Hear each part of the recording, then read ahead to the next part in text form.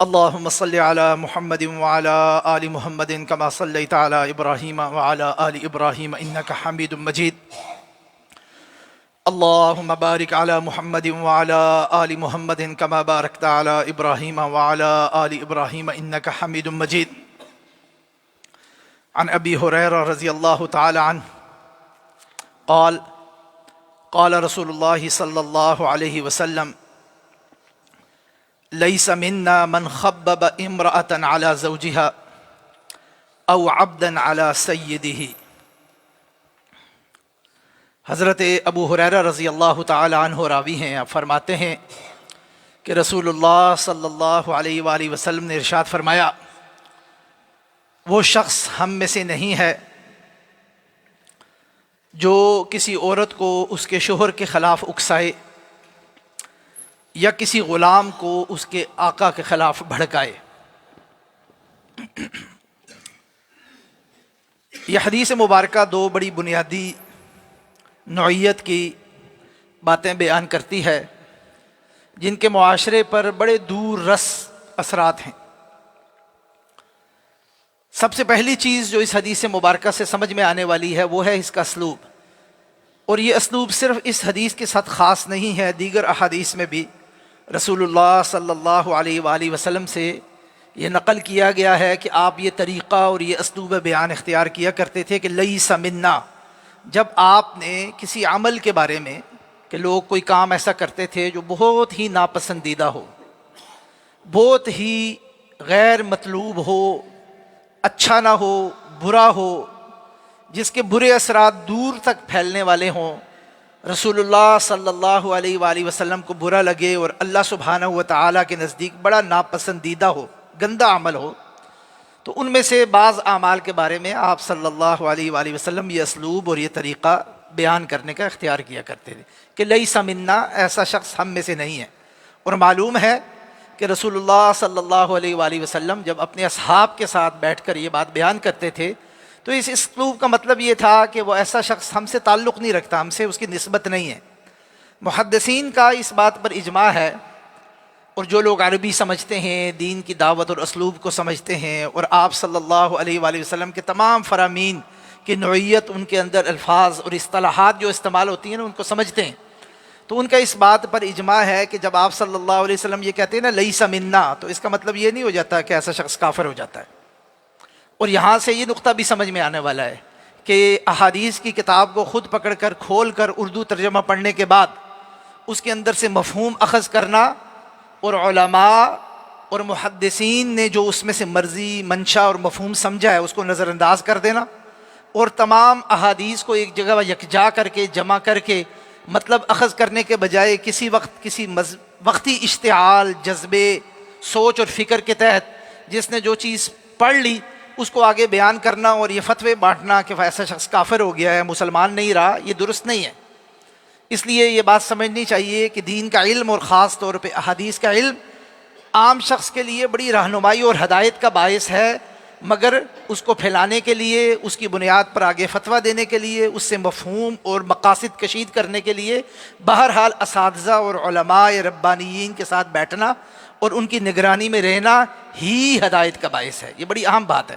ورنہ عام شخص اگر اس اسلوب کو پڑھے گا تو وہ یہی کہے گا کہ نبی صلی اللہ علیہ وسلم نے فرمایا کہ ایسا شخص ہم میں سے نہیں ہے، اور ہم سے مراد ہے مسلمان اور مسلمانوں کا اجتماع، تو اس کا مطلب ہے وہ ہم سے باہر ہے. اور ہم سے باہر کون تھے؟ منافقین تھے یا کفار تھے. یہی بات، سیدھا سیدھا مطلب تو یہ نکلتا ہے. اس لیے اس اسلوب کو سمجھنے کی ضرورت ہے. پھر آپ نے فرمایا کون سا شخص ایسا نہیں ہے اس حدیث مبارکہ میں؟ پہلا شخص جو کسی عورت کو اس کے شوہر کے خلاف اکسائے. اب یہ معلوم ہے کہ یہ بات بڑی گھناؤنی ہے، اور معاشرے میں بھی ہر اخلاقی پہلو سے اس بات کو پسند نہیں کیا جاتا کہ کسی بھی خاتون کو اس کے شوہر کے بارے میں اکسایا جائے.